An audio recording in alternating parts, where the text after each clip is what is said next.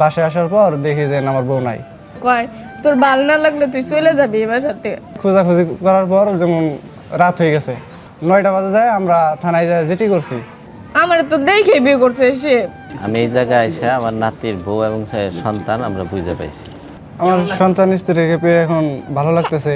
এবং আমরা খুব ধন্য মনে করি যে এরকম প্রতিষ্ঠান বাংলাদেশে আরও থাকলে, এরকম দুর্ঘটনা ঘটলে এরকমভাবে যিনি সবাই স্বজনরা ফিরে পায়, এই জন্য আমরা খুব ধন্য।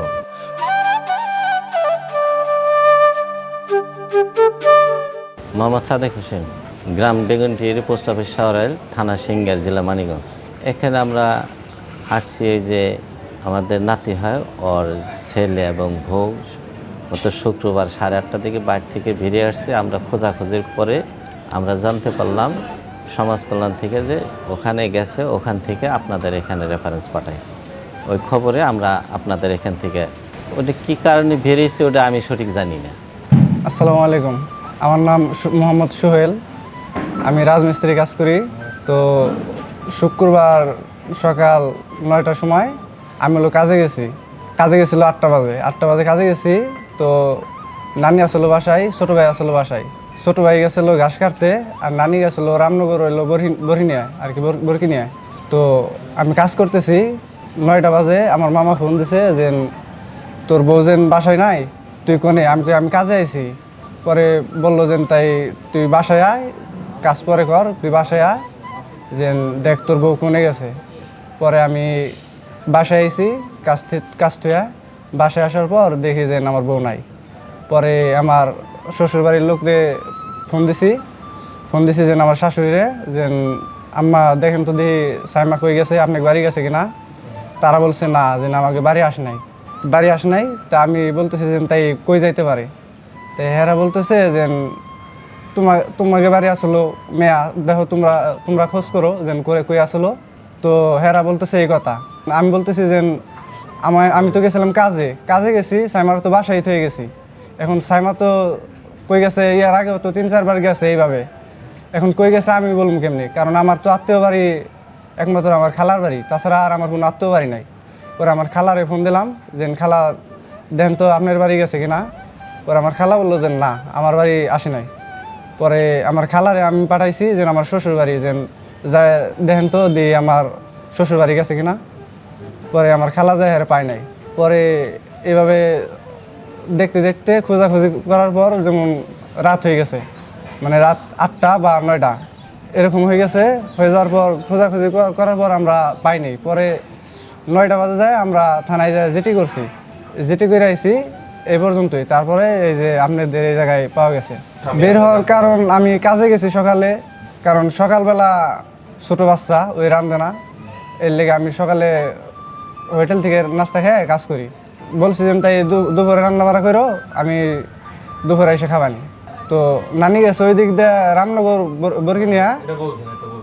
বরকিনিয়া, আর ছোটো ভাই গেছে ঘাস কাটতে, এই দিক দিয়ে ওই টাকা পয়সা নিয়ে ওই চলে গেছে। হে আগেকার মতো, আগে যেন 3বার গেছিলো, এবারও সেই সেম এইভাবেই গেছে কই তা তো আমি বলতে পারবো না, কারণ আমার শ্বশুরবাড়ির লোকের আমি ফোন দিছি, তারাও বলছে যে আমাকে বাসায় আসেনি।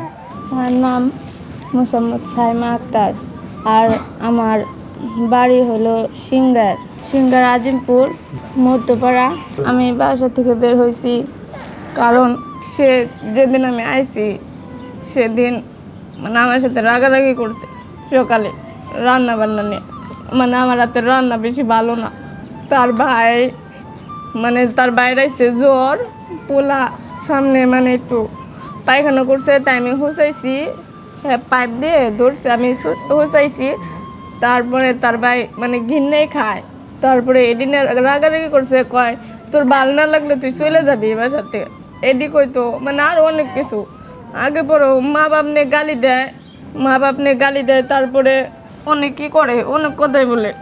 আমার তো দেখে বিয়ে করছে সে। তারপরে আমাকে বাসা নিয়ে খুঁটা দিবে যে তোদের বাসাতে ঘর তো মানে একটু ভাঙ্গা, তার লেগে বলে তোদের বাসাতে কুত্তে যায়, বিলাই যায়, এগুলো বলে। আমার নাম আলমাস, বাড়ি আজিমপুর, থানা সিংহার, জেলা মানিকগঞ্জ। এখন আমি রাত্রে ধরেন খোঁজ পাইছি, আপনাকে ভিডিও দেখছি, আপনাকে জায়গায় আইসে, আমরা সরাসরি আপনাকে আইসি, কারণ আমার ভাস্তি নিয়ে আমি বাসায় চলে যাবো। আমি এই জায়গায় এসে আমার নাতির বউ এবং সন্তান আমরা বুঝে পাইছি। আমার নাতির বউ এবং তার সন্তান নিয়ে তার বাবার বাড়ি চলে যেতেছে, আমাদের কোনো আপত্তি নেই। আমার সন্তান স্ত্রীকে পেয়ে এখন ভালো লাগতেছে, কারণ এতদিন খোঁজাখুঁজি করার পর যত পাইছি, এখন আমার বাসায় তো আসলে এতদিন, এখন হেরা যেন নিয়ে যেতে চাই এনে যাইবো আর কি। আপনার মেয়েরে পাইছেন আর কেমন লাগতেছে? অনেক ভালো লাগতেছে। এখন আপনার মেয়ে নিয়ে কই যাবেন? আমাদের বাসায় কেন জামাইয়ের বাসায় দিবেন না? দিব একটু পরে। আমি এখন আমার বাবা মার সাথে যেতে চাই তাদের বাসায়, তার সাথে আমি যাব না, আমার বাবা মার কাছে যাব। আমরা অনেক খোঁজাখুঁজির পরে এই প্রতিষ্ঠানের নাম শুনে মোবাইলের স্ট্যাটাস দেখে আমরা এখানে এসে পাই, আমরা খুব আনন্দিত এবং আমরা খুব ধন্য মনে করি যে এরকম প্রতিষ্ঠান বাংলাদেশে আরও থাকলে, এরকম দুর্ঘটনা ঘটলে এরকমভাবে যিনি সবাই স্বজনরা ফিরে পায়, এই জন্য আমরা খুব ধন্য। হ্যাঁ, সব ঠিকঠাক আছে। আমি সাথে যা নিয়েছিলাম সব বুঝে পাইছি এখন।